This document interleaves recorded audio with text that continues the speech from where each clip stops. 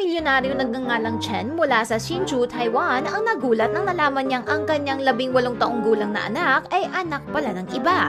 20 taon nang kinasal si Chen sa isang babaeng nagngangalang Lee na mabilis na nabuntis matapos ang kanilang honeymoon. Sa 20 taon na sila ay mag-asawa, si Lee ay nagkaroon ng affair sa 4 na lalaki na alam ni Chen. Pero hanggat hindi sinabi ng isa niyang kaibigan na hindi siya kamukha ng kanyang anak, ay hindi naisip ni Chen na magsagawa ng DNA test. Base sa resulta, hindi si Chen ang ama ng kanilang 18-year-old na anak. Ikinasal pala si Lee kay Chen habang buntis sa anak ng ibang lalaki. Si Chen na hiniwalayan si Lee ay nag-file na ng divorce at umaapela sa Hsinchu District Court na i-dismiss ang kanyang relasyon sa kanilang anak.